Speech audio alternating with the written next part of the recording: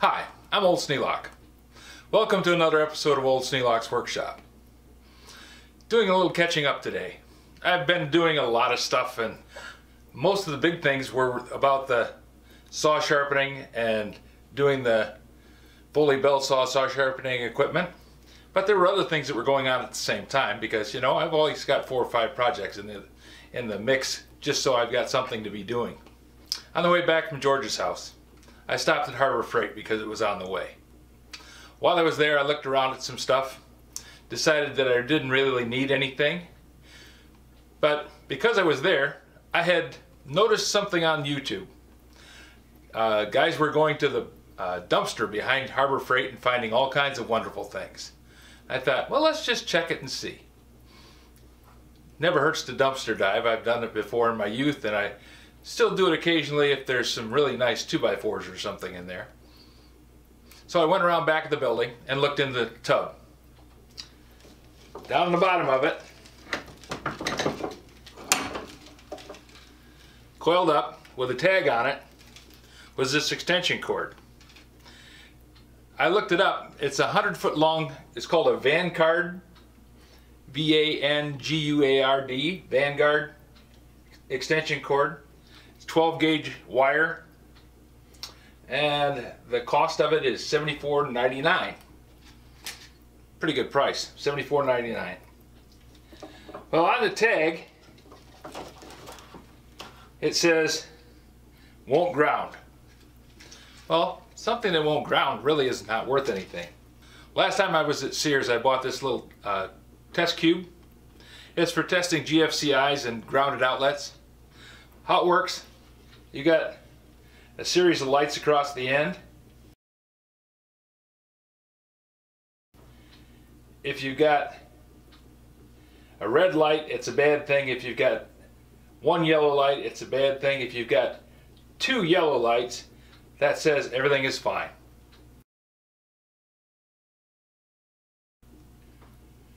Correct wiring. First thing I need to do is check the outlet itself.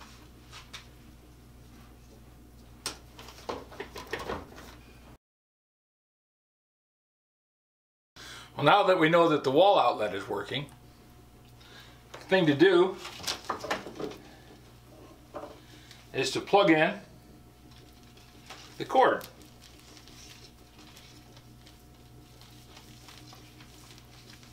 Now, I wanted to make sure that I didn't have any bare spots on the wire and nothing appeared to be broken. So I did an examination of the outside of the casing, and I don't see any openings or big wrinkles in it or cuts. So I think I'm pretty safe.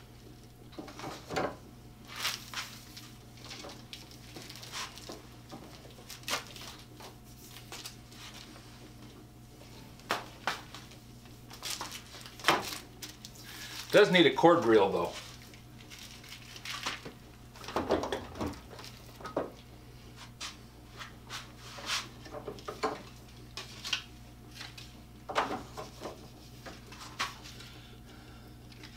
It's got a little telltale on there. That says it's got power. So I'll plug in this.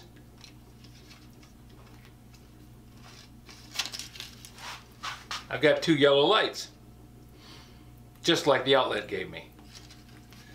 2 yellow lights, correct wiring. If only the center light had been on, that would have meant it had an open ground. So, won't ground. Maybe they had a problem with the outlet that they were plugging it into. Just to make sure, we're going to check the other 2. Yep, all 3 of them work just fine.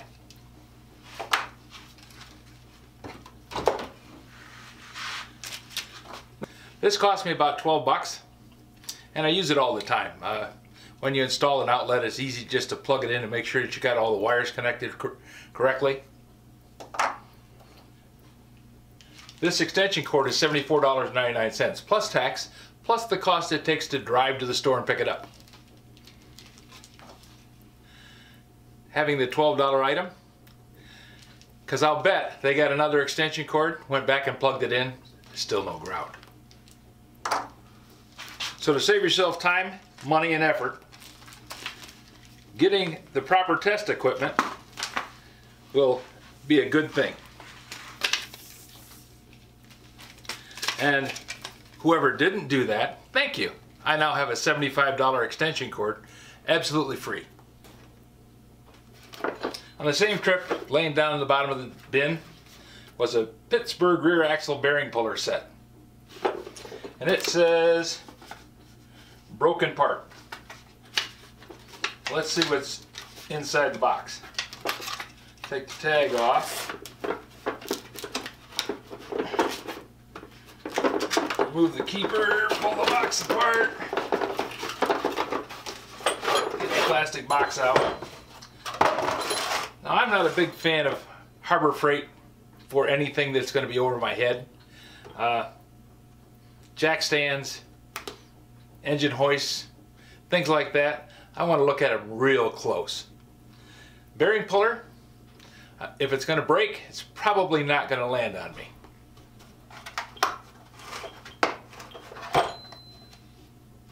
Nice plastic box. Of course, they're only good for about 20 years. Then the hinge breaks off and the thing's no longer going to hold together. But how long are you going to keep it? Myself, I keep them 20 years or longer. This bearing puller is just a screw thread with a nut on it.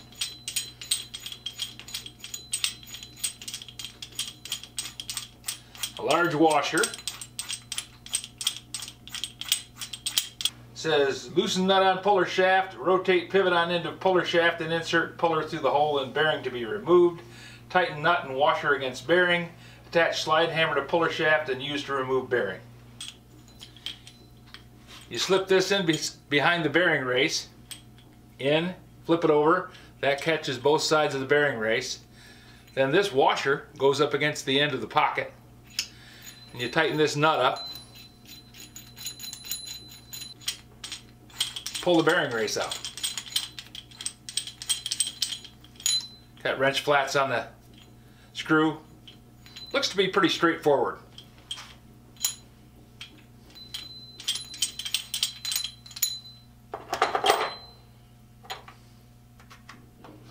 But this one, it's missing the nut. It's also got a broken pin in it. I think somebody over-torqued this thing. I don't know what they were pulling on, but it sheared the pin right off. Slide hammer probably went a little bit over. Now, I don't have a slide hammer to go with it. Don't know if I'll ever get one.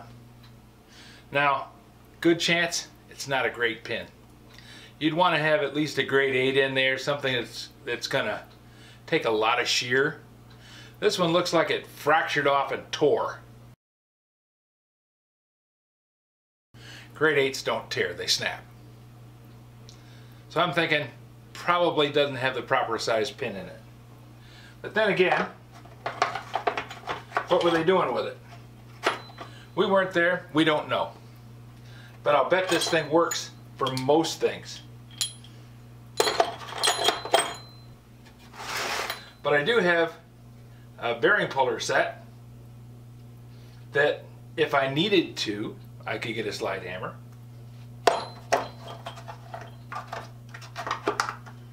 It's in a nice plastic box. It'll go out in the garage if I ever have to pull a rear bearing. There it'll be. I can also take this and make other things out of it, other kind of bearing pullers or gear pullers or any kind of puller that I want to make out of the thing, because it costs me nothing. And it's $29.99, 30 bucks.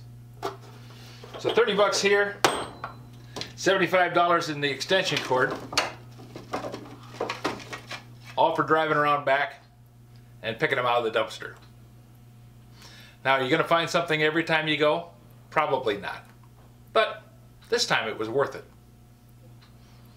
If you have any suggestions for a new video, questions about today's video, or any of the other videos on the channel, just drop a note in the comments. You know I read them all. Thanks for watching.